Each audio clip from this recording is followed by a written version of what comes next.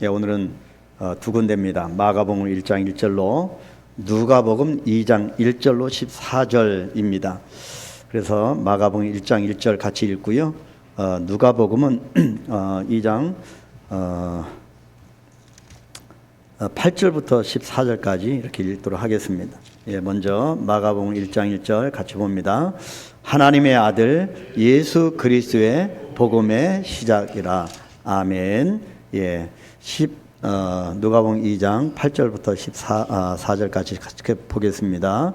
그 지역의 목자들이 밤에 밖에서 자기 양떼를 지키더니 주의 사자가 곁에 서고 주의 영광이 그들을 두루 비추매 크게 무서워하는지라. 무서워하지 말라. 보라, 내가 온 백성에게 미칠 큰 기쁨의 좋은 소식을 너희에게 전하노라. 오늘 다윗의 동네에 너희를 위하여 구주가 나셨으니 곧 그리스도 주시니라. 너희가 가서 강보에 쌓여 구유에 누워 있는 아기를 보리니 이것이 너희에게 표적이니라 하더니 호련히 수많은 천군이 그 천사들과 함께 하나님을 찬송하여 이르되 지극히 높은 곳에서는 하나님께 영광이요 땅에서는 하나님이 기뻐하신 사람들 중에 평화로라 하니라. 아멘. 예, 감사합니다. 해마다 맞는 성탄절인데요. 가장 어떤 눌림과 어떤 그 마음에 주님이 오시는 성탄에 대해서 기쁨이 충만한 것이 좀 약간 반감이 된 올해라고 생각되어집니다. 이것은 제 개인적인 것이고요. 그래서 올해만큼 좀 무거운 적은 참 없었는데 참 무겁다라고 하는 것을 여러분에게 표현하는 이유는 오늘 본문과 결부되기 때문입니다. 또 이렇게 또 한편으로는 오늘 로덴 찬양들의 찬양을 들으면서 어떻게 그렇게 고음까지 올라가는지 그래서 항상 느끼는 거지만 한번 우리 음반도 한번 내도 되겠다 싶습니다. 정말 제가 모르겠어요. 저는 참 많은 은혜가 되고 기쁨이 충만한 그런 찬양을 들으니 힘이 납니다. 또 감사하는 것은 제가 해마다 이 성탄절을 맞이하면서 감사하는 것은 그래도 우리 나라가 얼마나 좋은 나라인가. 성탄절이 빨간 날이잖아요. 전적으로 예수님의 오심을 기뻐하면서 예배드리는 그런 날입니다. 이것이 얼마나 감사 조건인지 여러분 한번 선교지 가보셨으면 좋겠어요. 여러분 한번 따져보세요. 온 이 세계에서 열방 가운데 각 나라가 있고 또 민족 또 종족으로 따지면 24,000 종족이 되는데 그 몽골만 해도 19개 종족이 있거든요. 그렇게 따져볼 때 몇 퍼센트나 이 성탄절에 공휴일일까? 여러분 제가 살겠던 몽골만 해도 전혀 공휴일이 아닙니다. 다 출근해야 되고요. 일하는 날입니다. 근데 우리 한국은 공휴일이라는 거죠. 과연 이 땅에 몇 개 나라가 될까? 그래서 정말 감사 조건입니다. 마음껏 찬양하고 마음껏 우리가 주를 고백하는 그런 날입니다. 그래서 이렇게 오신 여러분, 여러분을 주의 이름으로 축복하면서 그럼에도 불구하고 공휴일인데도 불구하고 예배 자리에 안 오신 것에 대해서는 믿음의 문제이겠지요. 내년에는 정말 우리가 이 성탄 예배에 다 같이 참여해서 기쁨을 올려 드릴 수 있도록 그렇게 되기를 바라고요. 오늘 본문 말씀을 두 군데인데 이 말씀을 통해서 제목을 예수 그리스도의 복음의 시작, 이 복음이 큰 기쁨의 좋은 소식이라는 거지요. 그래서 이 제목을 한번 붙여보고요. 오늘은 다 우리가 고백하였듯이 아기 예수님의 탄생하심을 기뻐하는 성탄절입니다. 이 예수님께서 태어나신 곳이 베들레헴입니다. 우연이 아닙니다. 이 베들레헴은 다윗의 동네로 알려져 있는 곳입니다. 요셉과 마리아가 베들레헴 자기 고향 땅 나사렛에서 출산하지 못하고 베들레헴에 간 까닭은 로마 황제가 칙령을 내렸기 때문입니다. 로마 황제 아우구스투스가 인구조사 명령을 내렸기 때문이라고 오늘 본문에서 그 배경을 설명하고 있습니다. 온 모든 유대인들은 다 예루살렘 베들레헴에 가서 호적을 해야 했습니다. 자, 여기서 질문 하나 드립니다. 그런데요, 여기서 질문. 로마의 첫 번째 황제였던 첫 번째 황제입니다.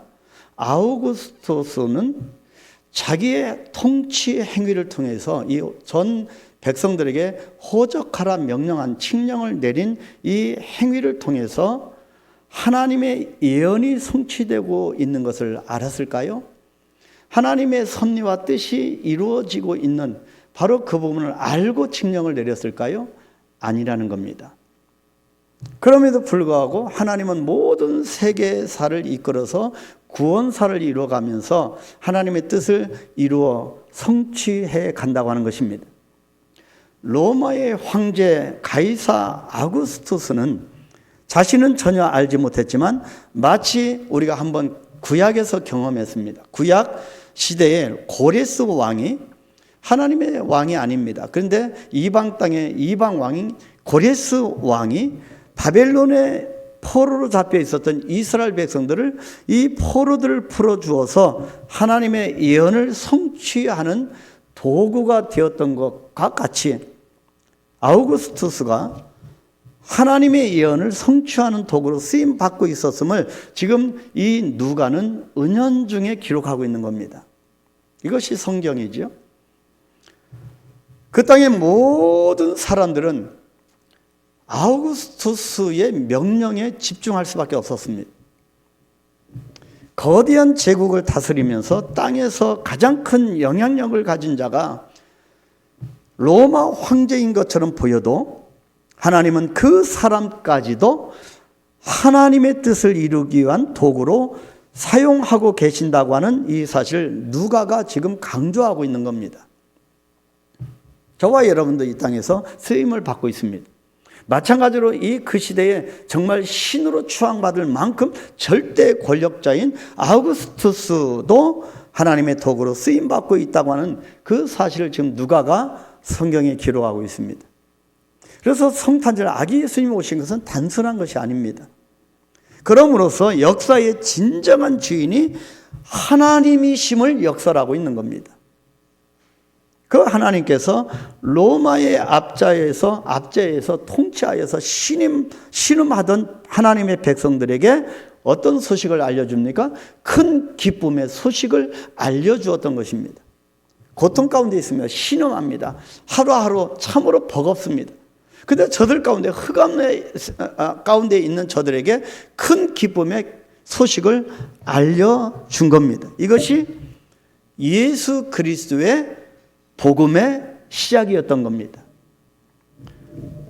우리 이 시간 내 심령 가운데, 우리 동역자들 가운데, 우리 한강교회 공동체에 이런 예수 그리스도의 기쁨의, 큰 기쁨의 소식, 복음의 시작이 다시 한번 일어나게 되기를 소망합니다. 첫 번째, 예수 그리스도의 복음의 시작, 큰 기쁨의 좋은 소식이 뭡니까? 첫 번째가 놀라운 메시아의 탄생 소식이었습니다.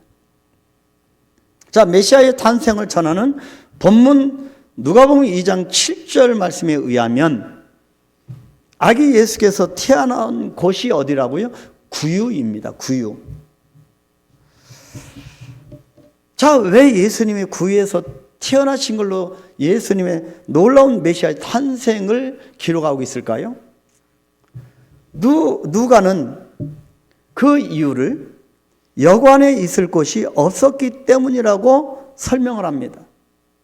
자, 여기에서 여관으로 기록됐는데 이 여관은 헬라어로 카타류마입니다.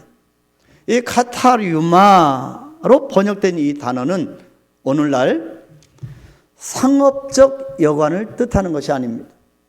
뭐 호텔이나 그런 상업적 여관이 아닙니다. 이 여관으로 번역된 이 단어, 자, 그런 종류의 여관을 누가는 판도케이논이라고 다른 단어를 사용하였습니다.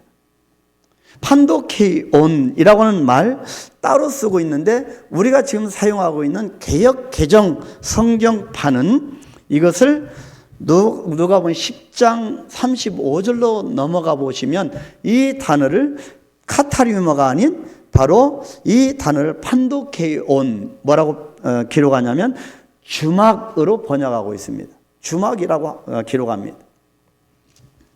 자, 그래서 카타리우마는 그런 상업적인 여관을 뜻하는 것이 아니라 손님방을 가리키는 단어입니다. 예수님이 이 방에서 태어나셨다는 거지요. 자, 하지만 이 손님방에 예수님이 여기 태어나신 것이 아니라 이 손님방에 신상아를 돌볼 수 있는 별도의 공간이 없었던 겁니다. 그렇기 때문에 마리아는 가축의 먹이를 담는 여물통인 구유에 아기 예수님을 낳은 것으로 기록하고 있습니다. 당시 가난한 농가의 경우에는 사람이 거하는 곳과 가축이 거하는 곳이 한 지붕 아래에 같이 있었습니다. 그게 시대적인 배경입니다. 누가복음의 예수님 탄생 기사에서 우리가 주목해야 하는 것은 오늘날 이 성탄절마다 정말 성탄절의 의미를 모르는 자들이 기쁘고 마시고 부어라 축제하고 그런 날이 아니라는 거지요. 그래서 우리가 주목해야 하는 것은 같은 이야기를 전하는 마태는 예수님께서 태어나신 곳을 마태복음 2장 11절에 보면 집이라고 표현했습니다. 집. 마태가 집이라고 소개하고 있는 것과는 달리 누가는 그것을 구유라고 특징하여 알려주고 있다고 하는 사실입니다. 이것에 우리가 주목해 봐야 하는데 그 이유가 무엇일까? 왜 마태는 집이라고 표현하고 누가는 그것을 더 구체적으로 구유라고 표현했을까? 그 이유가 무엇일까?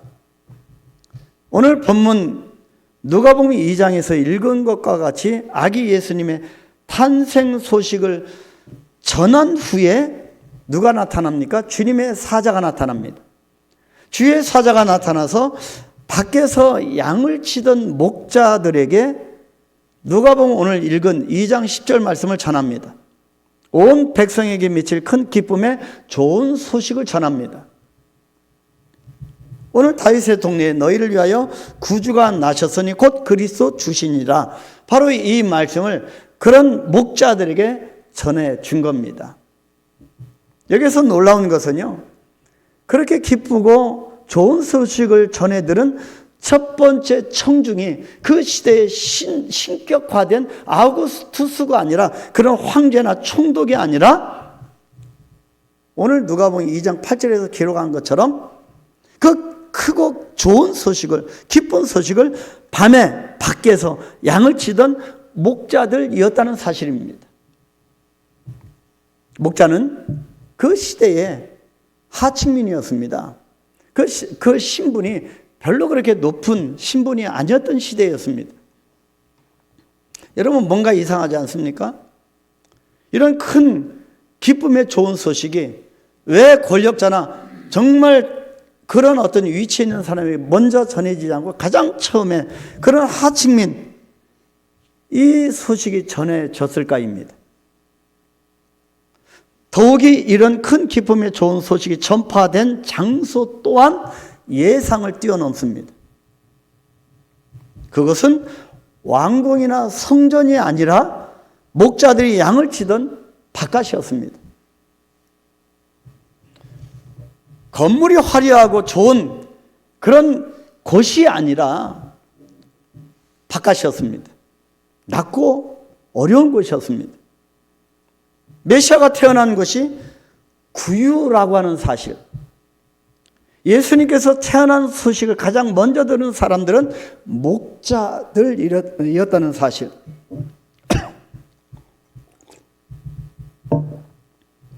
그리고 그 소식이 전해진 장소가 바깥 어두운 곳이었다는 사실입니다. 바로 이 점은 누가가, 이 성경을 기록한 저자 누가가 첫 번째 성탄절 소식에서 가장 중요한 점입니다. 이쯤에서 우리 높아진 성탄절을 대하는 우리 높아진 마음이 낮아져야 할 필요가 있다는 거지요. 구유, 목자, 들판은 이 모두 인류의 구원자가 탄생하셨다와는 이 엄청난 큰 기쁨의 좋은 소식, 이 사실들과는 잘 어울리지 않는 것입니다. 세상의 기준으로 보자면 인류의 구원자는 화려한 왕궁이나 호화스러운 장소에서 세상에 힘 있는 자들, 권력 있는 자들에게 둘러싸여서 영광 가운데 태어나야 맞습니다. 그러나 온 백성을 구원하러 오시는 예수 그리스도는 낮고 낮은 구유에서 나셨고 보잘것없는 목자들에게 그 소식이 가장 먼저 전해졌고, 천사가 나타나 목자들과 더불어 구주의 나심을 기뻐하며 찬양을 드린 곳은 들판, 바깥 들판 어두운 곳이었습니다. 하나님을 만날 수 있을 것으로는 가장 기대가 되지 않는 곳에서 하늘의 영광이 나타난 것입니다. 그래서 우리 한강교회 모든 방향성도 여기에 착안해야 합니다. 혹시 내 마음이 높아졌다면 낮아져야 하고, 아기 예수님이 이 땅에 오신 그 목적을 실현해 나가는 도구로서의, 청지기로서의 우리가 자리에 다시 찾아가야 할 것입니다. 그래서 메시아 성탄은요, 놀라움입니다. 놀라움. 쇼킹한 거죠. 구세주가 나셨는데 그 구주의 탄생이 특이한 겁니다. 온 세상의 구주가 되시는 분이 구유에서 목자들의 찬송을 받으시며 오셨습니다. 우리가 예상하거나 깨달을 수 없는 전혀 뜻밖의 방식으로 오신 겁니다. 그래서 성탄은 놀라움입니다. 이 놀라움은 어디로 연결됩니까? 두려움으로 연결됩니다. 정말 하나님의 은혜를 정말 맛본 자는 두려워할 수밖에 없습니다. 하나님을 두려워하는 겁니다. 세상을 구원하시려 오시는 메시아는 우리가 가진 기존의 가치 기준과 생각을 완전히 뒤엎는 방식으로 오셨기 때문입니다. 내 상식, 내 지식을 뛰어넘는 것이기 때문에 놀라움입니다. 두려움입니다. 그래서 성탄절에는 우리가 두려워해야 합니다. 두려운 날입니다.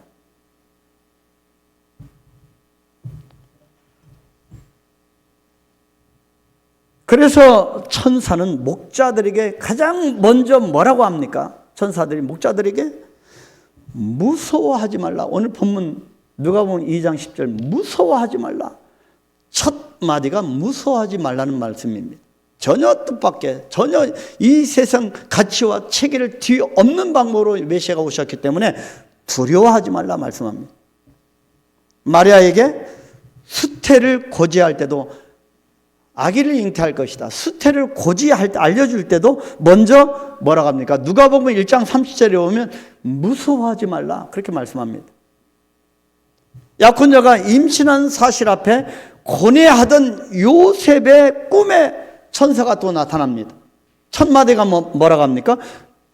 요셉아 무서워하지 말라였어요. 마태복음 1장 20절 무서워하지 말라. 마리아에게도 무서워하지 말라. 요셉에게도 무서워하지 말라. 왜일까요?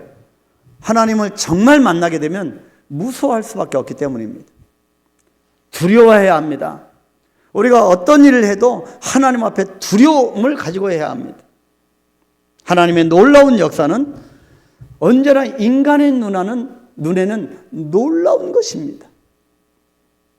그래서 두렵습니다. 하지만 이 놀라움과 이 두려움이 없으면 우리는 성탄의 신비를 이해할 수가 없다는 거지요. 우리가 알지 못하는 사이에 우리가 세상의 방식에 젖어서 전혀 깨닫지 못하는 사이에 하나님께서 우리의 구원을 위해 우리가 알지 못하는 방식으로 일하고 계시다고 하는 것은 참으로 성탄의 신비입니다.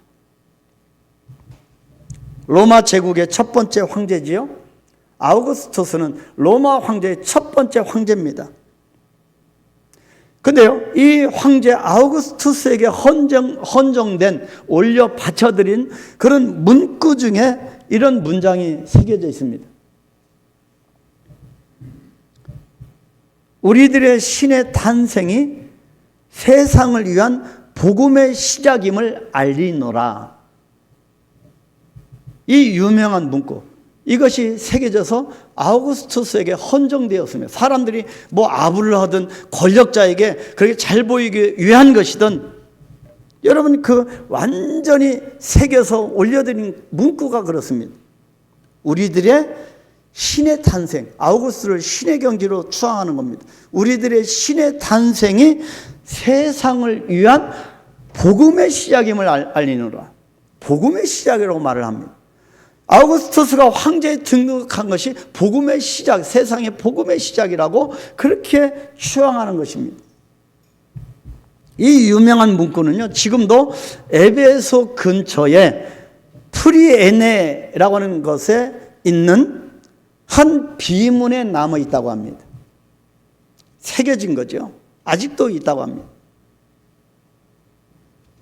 다음에 기회 되면 에베소 한번 가셔서 프리에네라고 하는 곳에 가서 한번 확인해 보면 좋겠습니다.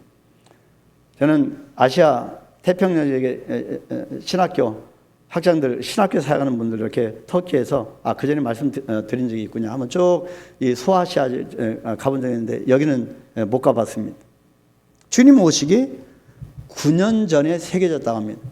주님이 이 땅에 메시아가 오시게 탄생하시기 전에 9년 전에 아우구스투스의 황제 등극을 기념하여 새겨졌다고 하는데, 이 비문에서 복음의 시작이 된 그가 누구입니까? 복음의 시작, 그렇게 추앙받는 사람이 로마 황제 아우구스투스였습니다. 그의 본명은 옥타비아누스였습니다. 옥타비아누스. 자, 그는 옥타비아누스는 전쟁에서 이기고요. 원래 아우구스투스가 아니었습니다.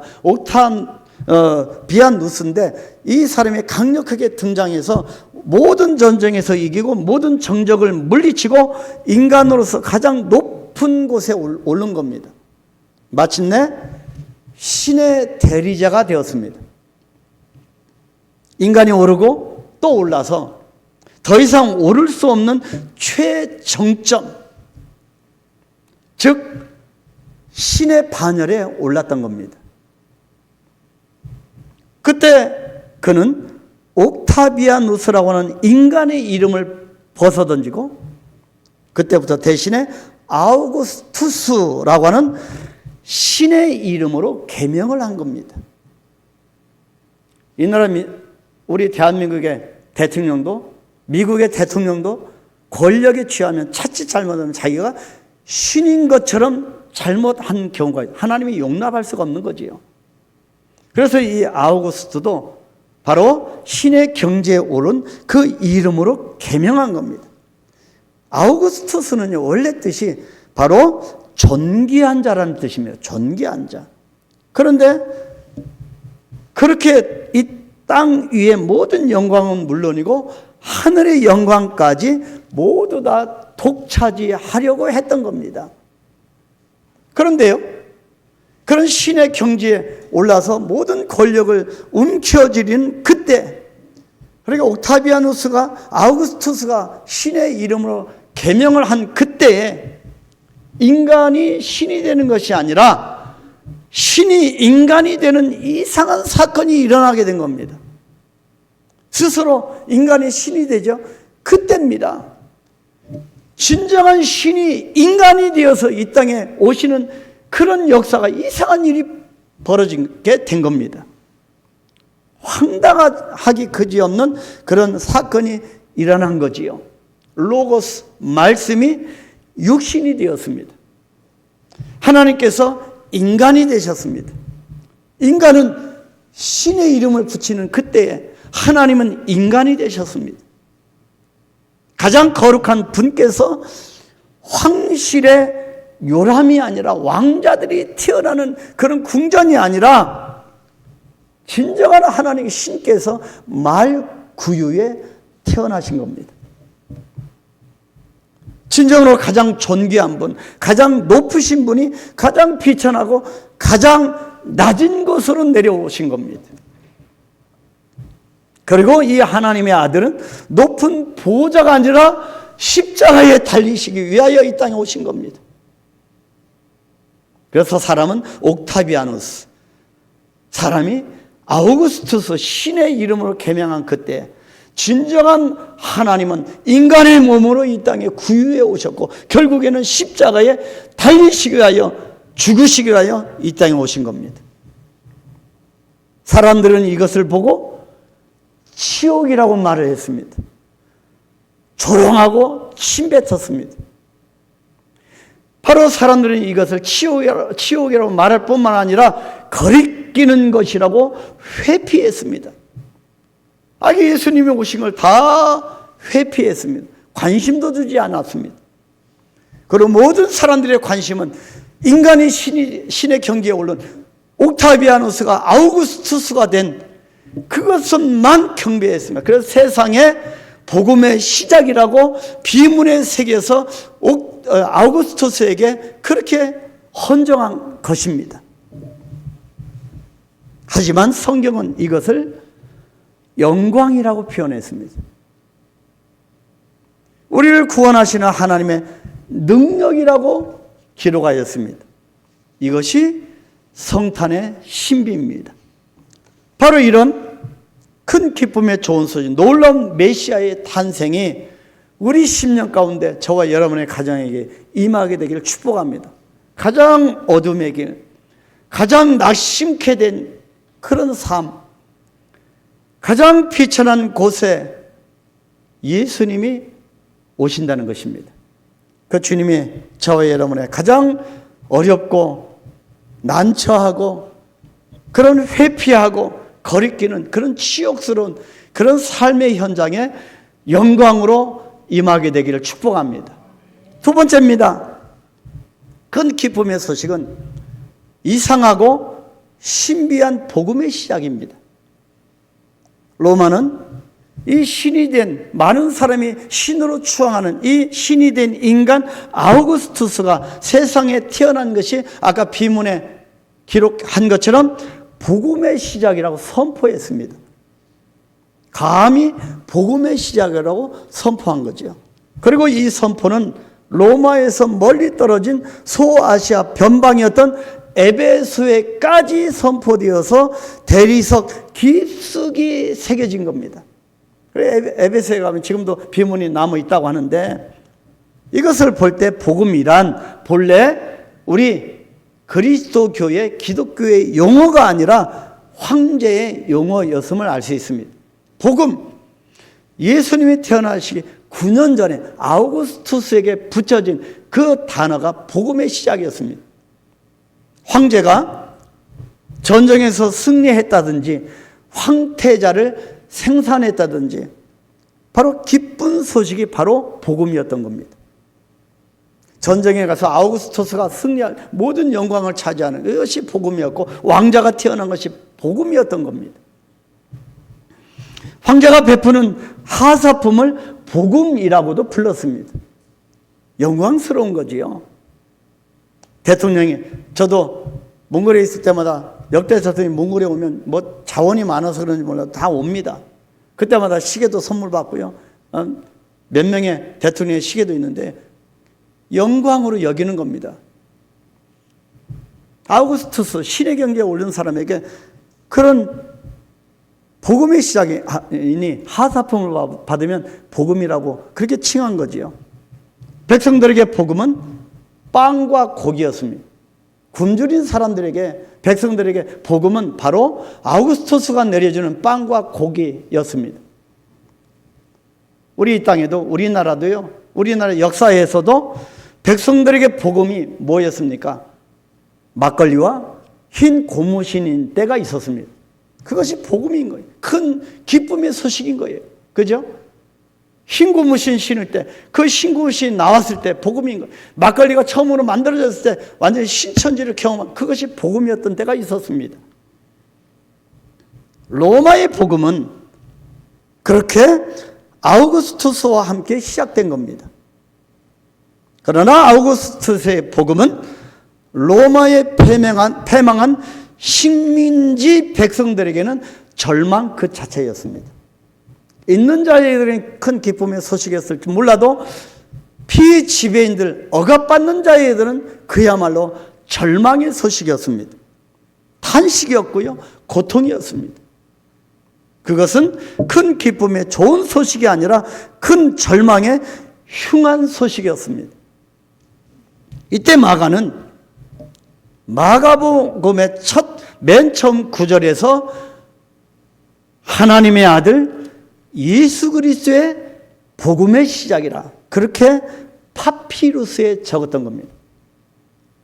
여러분, 좋은 금가루가 뿌려진 그런 없어지지 않은 비문의 바위석에 새겨진 것이 아니라 달아 없어질 파피루스에 그렇게 마가복음을 기록했던 겁니다.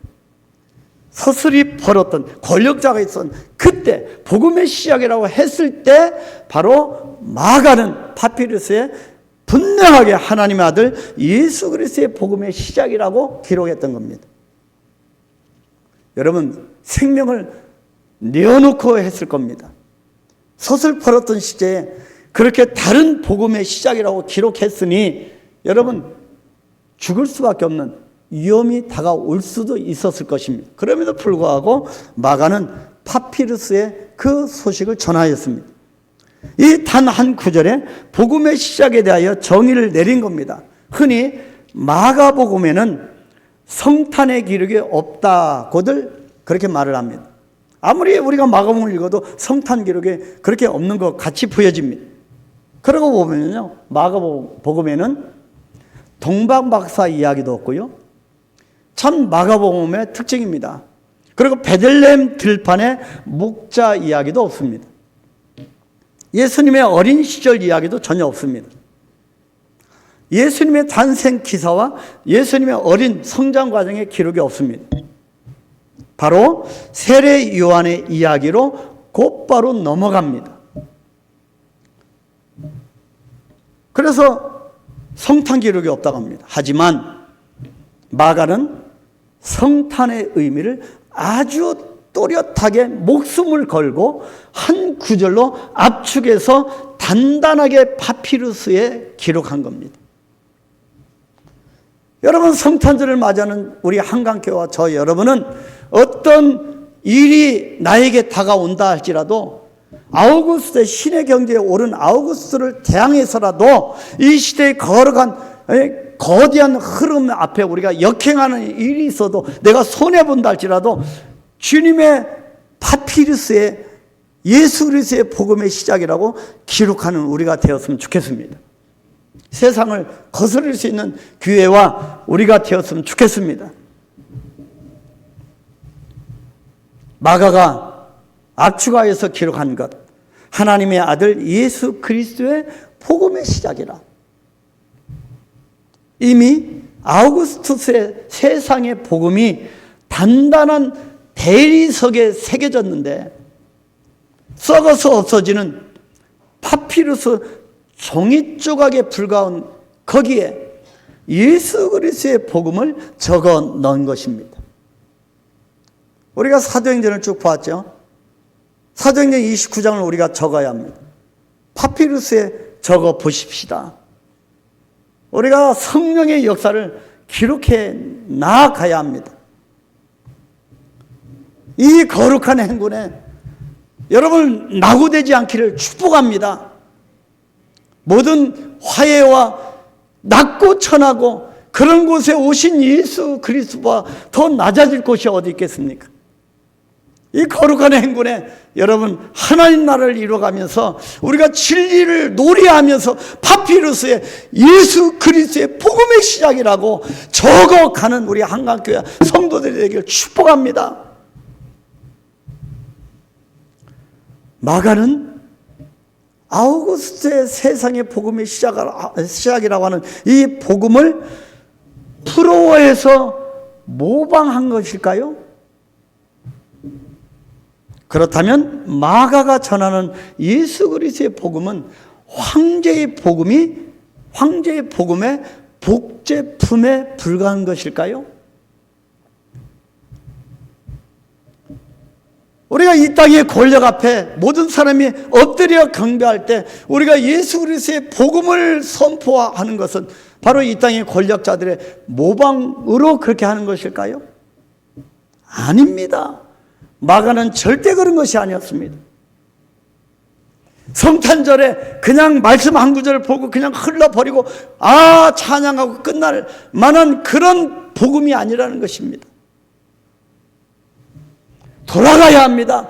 세상의 아우구스트의 세상의 복음이 아니라 예수 그리스도의 복음의 시작으로 돌아가야 합니다. 마가가 전한 것은 아우구스트의 세상의 복음과 전혀 다른 복음이었던 것입니다. 황제가 용납을 할 수 없는 복음이었습니다. 황제가 받아들이거나 허용할 수 있는 복음이 아니었습니다.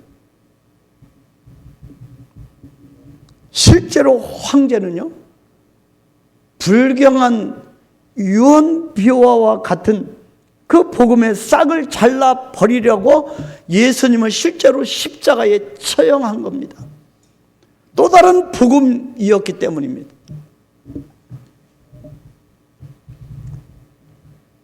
그럼에도 불구하고 파피루스에 적어서 마가가 전한 예수 그리스도의 복음은 없어지지 않고 그렇게 십자가에 처형해 예수님을 죽이고 예수 믿는 자를 다 죽이고 처형했는데 예수 그리스도의 복음, 파피루스에 적은 이 복음은 없어지지 않고 오늘날까지 우리 심령에 살아있는 겁니다. 하지만 대리석에 적어서 로마가 전한 아우구스투스의 복음은 흔적도 없이 사라져버렸습니다.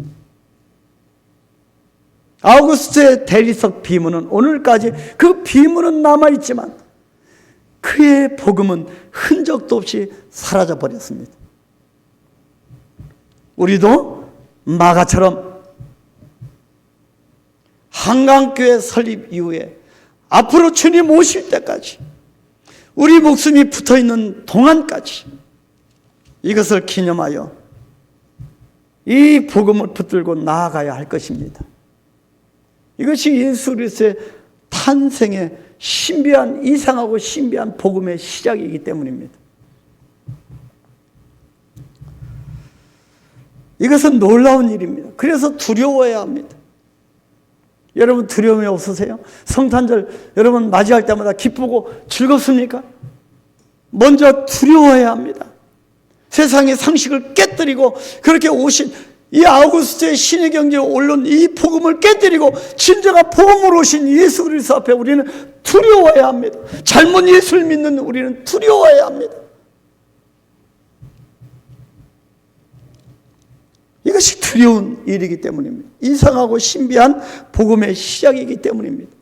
하나님의 구원의 역사는 우리의 관습과 의식과 생각을 뛰어넘어서 우리가 상상할 수 없는 방법으로 이루어지고 있는 것입니다.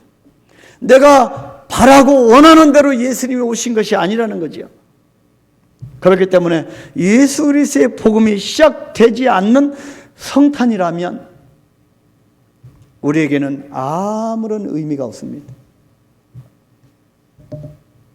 예수 그리스도의 복음의 시작이 우리 심령 가운데 심어지지 않는다면 내가 그 복음의 이 세상의 복음 아우구스투스의 복음을 신봉한다면 예수님의 구유에 오신 예수 그리스도의 복음은 아무런 의미가 없습니다. 오늘 우리가 아우구스투스의 탄생을 기다린다면 정치적인 메시아가 나누어지는 빵과 고기와 이 나라 이 땅에 가난에 찌들었을 때 막걸리와 고무신을 기다린다면 그것은 성경이 말하는 복음이 아닙니다. 우리는 옥타비아누스가 신이 되기 전 아우구스투스의 전 이름 옥타비아누스가 아우구스투스가 된 복음을 신봉할 수가 없습니다. 이 세상의 권력 앞에 굴복할 수가 없습니다. 오늘 우리는 누구를 기다리고 대망해야 합니까? 구약 성경에서 이사야가 예언한 것처럼 흑암에 행하던 백성에게, 바로 이사야 9장 2절부터 계속 진행되는 말씀입니다. 누구를 대망해야 하겠습니까? 우리가 어떤 형편에 있습니까? 그래서 서두에 가장 올해가 마음이 어두운 성탄절을 맞이한다고 제가 말을 했습니다. 저도 마찬가지입니다. 이사야 이 말씀에 흑암에 행하던 백성에게, 흑암 가운데 있는 백성에게, 흑암 가운데 헤매는 나에게, 사망의 그늘진 땅에 거주하던 자에게 큰 빛을 비추시고 무겁게 맨 멍에와 어깨의 채찍과 그 앞자의 자의 막대기를 꺾으시는 분, 우리의 놀라우신 조언자, 전능하신 하나님, 영존하시는 하나님, 그리고 평강의 왕을 기다리는 것입니다. 이것이 성탄절이 우리에게 보여주는 신비입니다.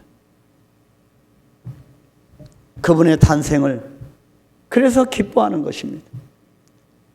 흑암 가운데 있는 전혀 희망이 없는 나에게 오셔서 영존하신 하나님, 전능하신 하나님, 샬롬의 하나님으로 임하시기 때문에 우리가 그를 대하며 기뻐하는 것입니다.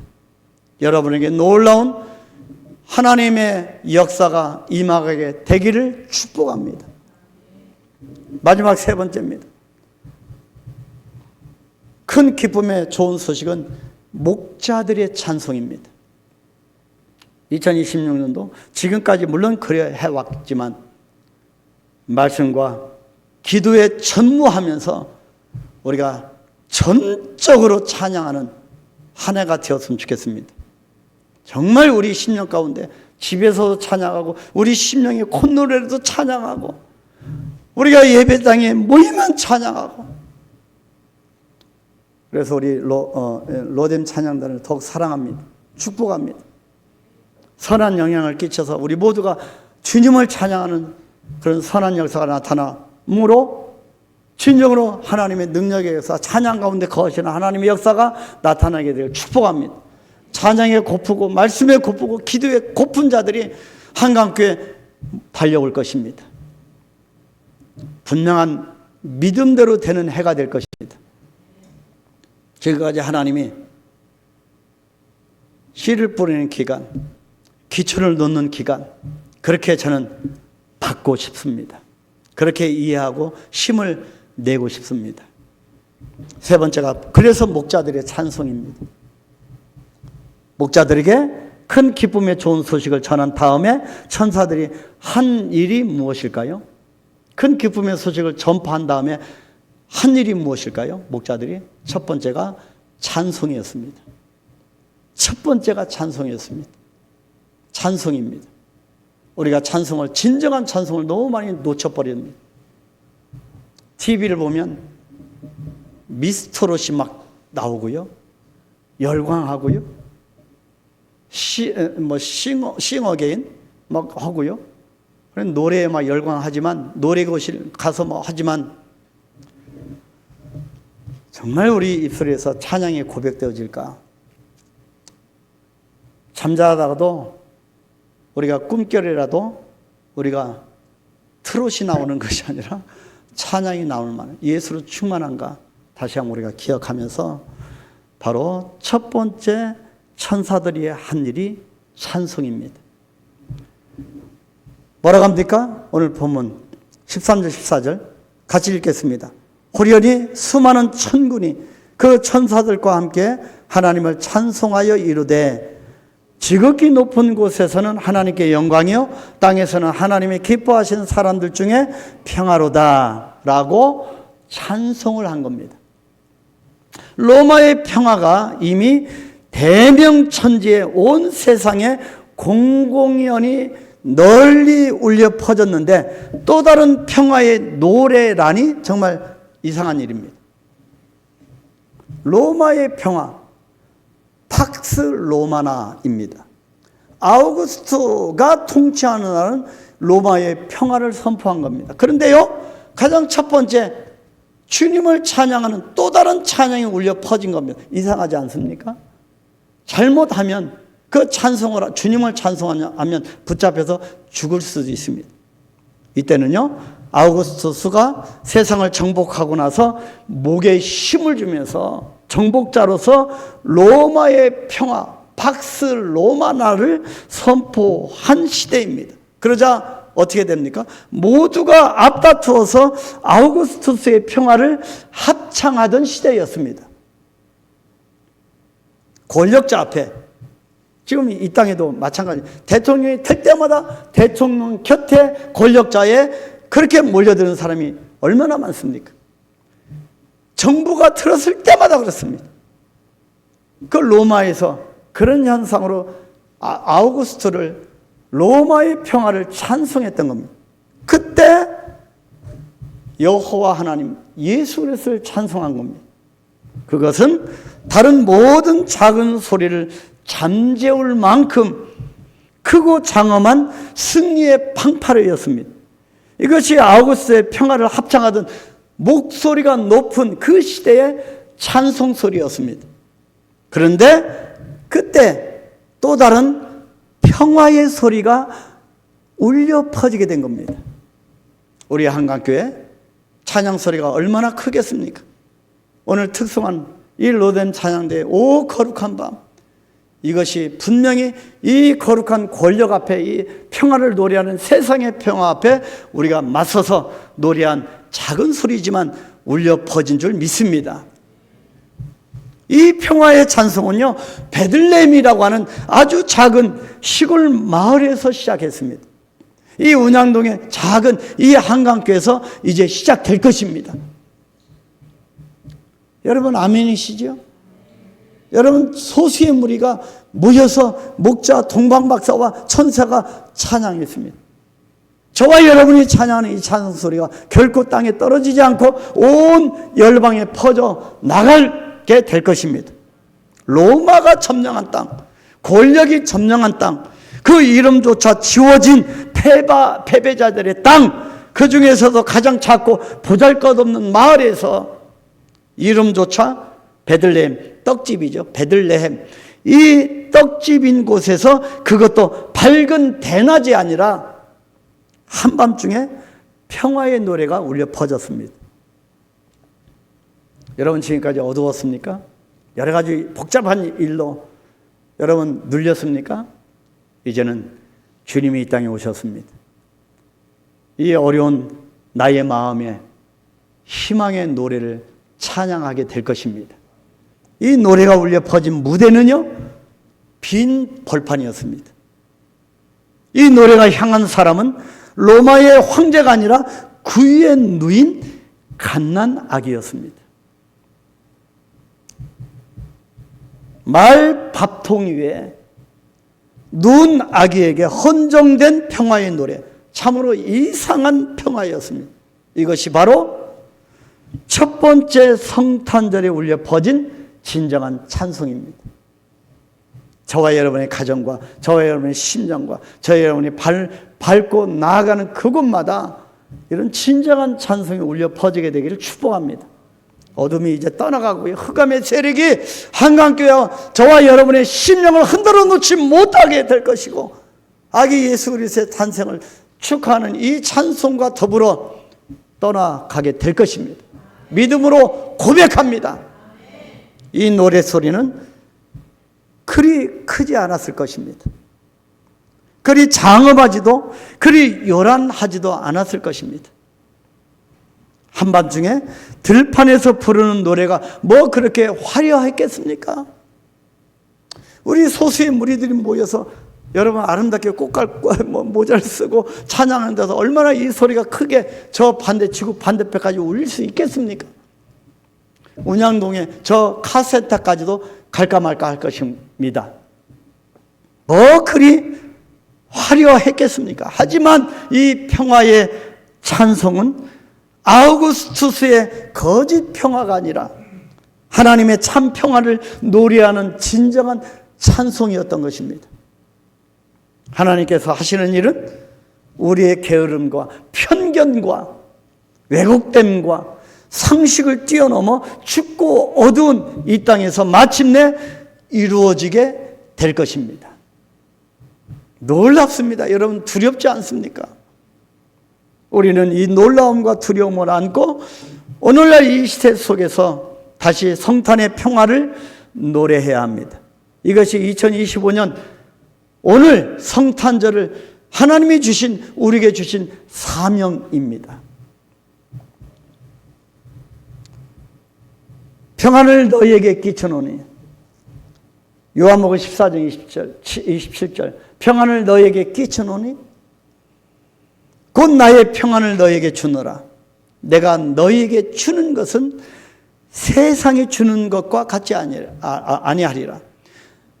로마의 황제 신의 경지에 오른 아우구스투스가 주는 평화와 같지 아니하리라. 너희는 마음에 근심하지도 말고 두려워하지 말라. 그렇게 말씀하신 이 땅에 오신 예수님을 찬양하기를 소망합니다. 사랑하는 우리 성도 여러분, 예수님이 탄생하신 베들레헴의 마구간은요 침침하고 냄새나고 도저히 사람이 거할 수 없는 짐승들이 우는 소리와 거친 숨소리가 요란하게 들리던 그런 곳이었습니다. 거룩한 곳도 깨끗한 곳도 사람들이 흠모할 만한 곳도 풍경이 아름다운 곳도 아니었습니다. 무슨 선한 일이 일어날 가능성이 전혀 기대되는 것도 아니었습니다. 그런데 이곳에서 구세주가 탄생하셨습니다. 그 더러운 마구간에서 예수님이 탄생하셨기 때문에 베들레헴의 별이 이곳을 비추게 되었고 사람들이 전혀 관심도 쓰지 않는 그곳을 별들이 비치게 되었고 동방의 박사들이 찾아와서 머리를 숙이게 되었고 황금과 유황과 몰약을 들여 경배한 거룩한 성전이 되었습니다. 예수께서 그곳에 계셨기 때문에 세상에서 가장 낮고 천한 그곳은 하나님의 거룩한 성전이 된 것입니다. 예수님이 이곳에 계시기 때문에 우리가 이곳을 향하여 나오고 경배하는 것이 아니겠습니까? 그 마구간이 우리의 마음입니다. 우리의 심령입니다. 그래서 저는 올 성탄절이 새롭게 다가옵니다. 리스타트입니다. 다시 시작할 겁니다. 흑암 속에 절망하고 선한 곳이라고 하는 하나도 없는 선한 곳이라고 하는 것은 전혀 없는 우리 자신의 마음입니다. 심히 부패한 것이 우리 마음 아니겠습니까? 하지만 오늘 우리의 이 마음의 마구간에 예수님이 찾아오신 것입니다. 나와 같은 사람에게도 예수님이 찾아오신 겁니다. 주님이 거할 만한 그런 마음의 구유를 마련하지 못한, 마음의 여관을 마련하지 못한, 그래서 예수님이 궁위에 오셔야만 한, 예수님을 모실 만한 내 마음의 곳간이 전혀 여유가 없는 나의 공간이 없었기 때문에 말 구유에 태어나신 예수님인데 올해 25년도에 예수님의 성탄절은 구유가 아닌 이 낮고 천한 나의 마음에 들어오시기를 기뻐하십니다. 그렇다면 나의 이 마음은 더 이상 더럽거나 냄새 나는 것이 아니라 하나님이 거할 만한 거룩한 성전이 되는 것입니다. 사랑과 평화의 향기가 나는 아름다운 주의 성전이 되기를 소망합니다. 춥고 어두운 저와 여러분의 마음속 구유에도 오늘 예수님께서 탄생하셔서 거기에 우리 심령에 좌정하시게 되기를 소망합니다. 그래서 상처받아 쓰리고 아픈 마음이, 눌린 마음이 오늘 하나님의 거룩한 성전으로 변화되기를 소망합니다. 오늘 우리가 드린 이 성탄 예배가 하나님의 아들 예수 그리스도의 복음이 시작되기를 축복합니다. 나도 모르게 아우구스트 이 세상의 권력이 시작한 세상의 복음에 내가 녹아졌다면 전혀 다른 복음의 시작이라고 외치는 이 누가복음의 시작, 복음의 시작, 예수 그리스도의 하나님의 아들 예수 그리스도의 복음의 시작이라고 파피루스에 적어가는 저와 여러분이 되기를 소망합니다. 그런 예수 그리스도의 복음이 시작되기를 축복합니다. 이 큰 기쁨의 좋은 소식이 여러분들과 가정과 그리고 전 열방에 울려 퍼지게 되기를 간절히 소망합니다. 메리 크리스마스. 예수님을 예배하기를 즐거워하는 날 축복합니다. 우리 한번 같이 기도하겠습니다. 감사기도 하십시다. 그래도 이런 세상의 복음이 아니라 진정한 예수 그리스도의 복음을 우리가 따르고 모시고 그 예수님을 오심을 같이 축하하고 기뻐하는 하나님 놀라운 은혜를 주셨으니 감사합니다. 하나님, 예수님의 놀라운 은혜가 충만하게 하옵소서. 하나님, 한강교회 정말로 은혜를 부어 주옵소서. 우리 모든 성도들에게 은혜를 부어 주시옵소서. 은혜로 앞으로 되어지게 하옵소서. 우리 한번 감사하며 기도하겠습니다. 주여 아버지,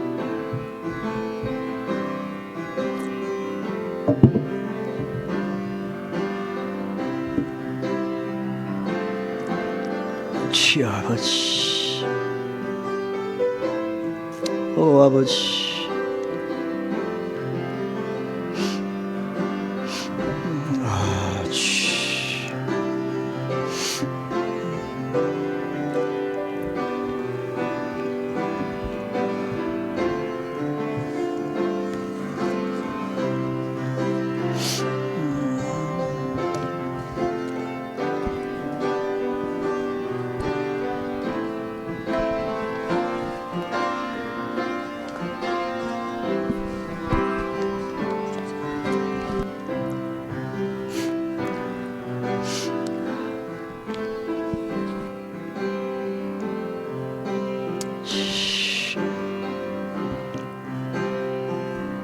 거룩하신 여호와 하나님의 섭리와 뜻 가운데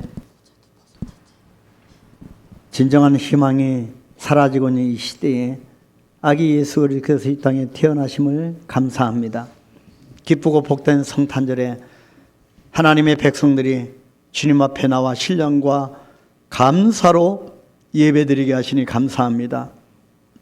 거룩하신 하나님의 뜻을 따라 아우구스투스의 복음의 시작이 아닌, 세상의 복음의 시작이 아닌 길과 진리요 생명이신 예수 그리스도의 복음을 찬양하게 하시니 감사합니다. 하나님 아버지, 주님과 깊이 교제하고 아기 예수 그리스도와 우리 심령 가운데 임하게 되는 놀라운 축복 가운데 우리가 감사하며 주님 앞에 나아갑니다. 하나님, 이 희망의 소식을 선포하고 마음껏 찬양할 수 있도록 은혜 주시니 감사합니다. 우리 한강교회와 우리 성도들 하나님께서 붙들어 주시고 하나님의 사람들을 통하여 분명히 하나님의 역사를 이루어 가실 줄 믿습니다. 악한 아우구스투스를 통하여서도 하나님의 역사를 이루어가는 도구로 사용하는 것처럼 하나님, 모든 이 땅의 역사가 하나님의 일을 이루어가는 도구가 되어질 수 있도록 인도하시니 감사합니다. 한각교회와 우리 모든 성도들이 주의 역사를 찬양하는 놀라운 멋진 복음의 행군이 되어질 수 있도록 역사하여 주시옵소서. 예수님의 이름으로 기도하옵나이다. 아멘. 예, 우리가 기쁨으로 찬양하겠습니다.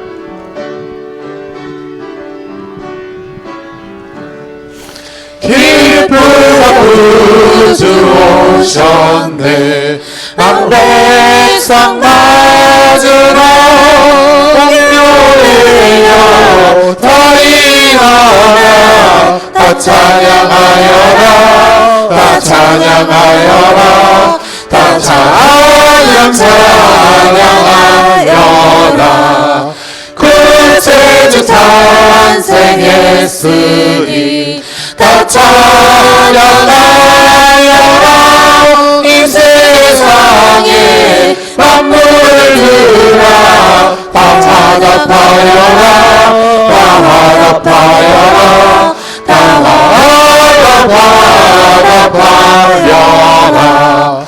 온 세상 죄를 사하며 주 예수 오셨네. 죄와 슬픔 노하회로 다 구원하시네. 다 구원하시네. 다 구원하시네. 은혜와 진리 되신 주 다 주만하시니 만금에서 주 앞에 다 경배하여라. 다 경배하여라. 다 경배하여라.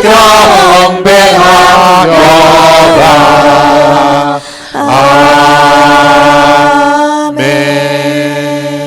이제는 우리 주 예수 그리스도의 은혜와 하나님의 그 크신 사랑하심과 성령님의 위로 교통 능력의 충만하심이 예수 그리스도의 복음의 시작, 큰 기쁨의 좋은 소식을 가득 안고 열방을 향하여 이 소식을 선포하고 찬양하게 될 한강교회와 성도들 머리머리와 저들의 주님으로 같은 비전들 위해 지금으로부터 영원토록 함께 있을지어다.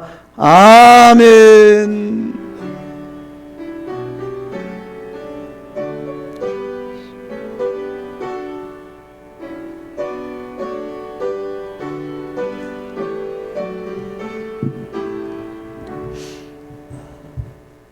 예, 감사합니다. 먼저 여러분 오늘 예배 다 착석하시고요.